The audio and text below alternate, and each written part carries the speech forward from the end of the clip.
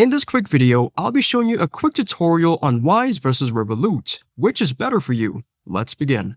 First off, both Wise and Revolut are known for offering low fees and fair exchange rates, which makes them great for regular money transfers, but there are some big differences in how they operate and what they offer. Wise has a wider reach. It operates in 160 countries and supports 40 currencies, while Revolut works in over 70 currencies but is available in fewer countries. So if accessibility is a priority, Wise might be the better option depending on where you are and where you're sending money. Now, both platforms require you to open an account, but that process is quick and easy on either side. One of Revolut's big advantages is that if you're sending money to another Revolut user, those peer-to-peer transfers are free, which can save you quite a bit if you're doing this frequently. Wise has a clear and predictable fee structure. They charge a small fixed fee plus a percentage of the amount you send. Revolut's fees are a bit more variable and can change depending on things like the time of day or how much you're sending.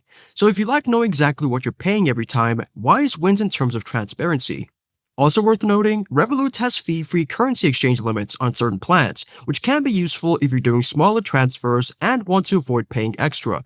But once you go over those limits, the fees can start to creep up. When it comes to how much money your recipient actually receives, Wise actually comes out ahead for standard currency pairs, especially when you're transferring large amounts.